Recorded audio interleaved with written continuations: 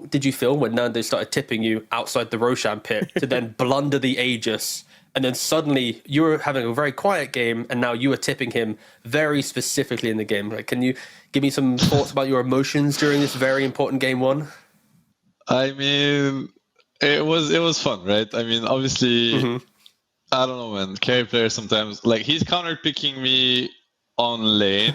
He's picking Morph in the worst Morph game ever, just so that he can feel good about himself and win the first waves and then tips, So it kind of makes me laugh. So you better win the game, if that's what your plan is. So when he just starts losing the game by literally griefing his team, obviously it gets the tip back. Until the game is actually lost. So that's my reasoning. I would say a lot of smiles and a lot of fun. Sure. And would you say that the smiles, fun, and tipping then led to your ultimate demise in laning phase in game 2? Because you instigated the tips in game 2, and then putting it on us, mate, you're fed. It was a terrible lane. I guess that's karma for you. Maybe that tip was the one too many. Tip into 0-3. Props to him for not tipping back. I don't know what to expect. Maybe he didn't have tips left, or maybe he was too zoned in. Anyways, he definitely. I deserved a few tips back on game 2. Let's put it this way. Would have been pretty fair. So nice. What's it called? Like, sportsmanship for him to spare me. Yeah, I appreciate it. yeah. So I'd say we're one each. Let's put the ball back in the center of the field and let's leave it at that. Sure. Definitely. A lot of fun that game, as you say. Topson usually, a pretty stoic player, but then he pulls off these kind of crazy clutch moments. I mean, did he say anything when he took the Aegis, or when he got off that RP and killed off the TB in that second game? 2 huge game-changing moments for him. Was there any celebration, or was it just business as usual for Topson? No, I think he was, excited. Not so much about the move. I mean, of course he was talking about what he was doing, but I think he was just super hyped to play Magnus. And he was having a really fun time. I think he was excited from the draft, and it just showed in the game. He played incredibly. Both games, I think he had really, really good.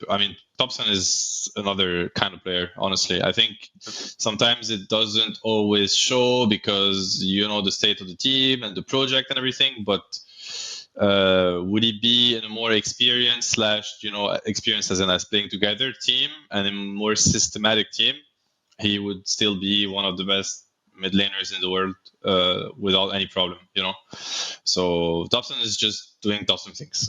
There's nothing special there, but at the same time, it's extremely special, So yeah, special to us, but not special to him. Exactly. It's just another day, another business day for him. But holy crap! Business days look pretty amazing when it's pretty awesome business days. Yeah. Do you factor that in then, when you're making calls, because he's making so many clutch plays? Are there certain calls that you make because you're I believe in Topson to be able to do this? Where if you had a different mid laner, you'd be let's maybe be a bit more reserved. Are you kind of? I guess of course you played together so long, but is that something in the back of your mind where you're let's go for it, I believe?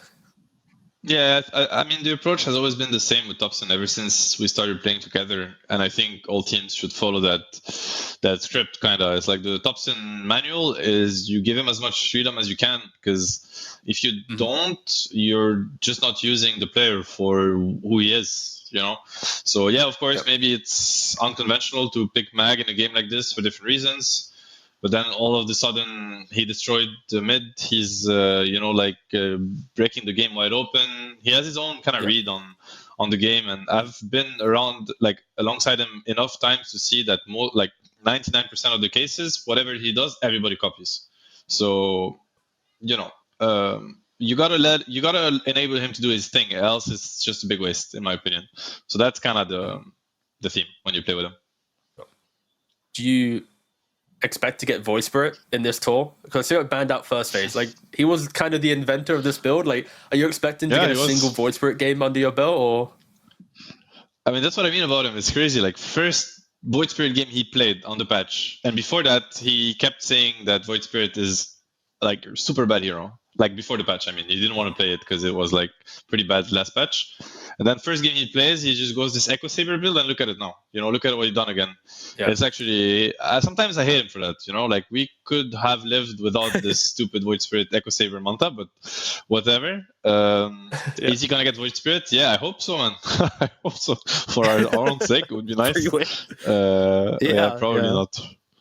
Or he's got to, stomp enough on other heroes or do well enough that they have to pick their poison. It's kind of up to him at this point, honestly. If he wants Void Spirit, he has to work for it.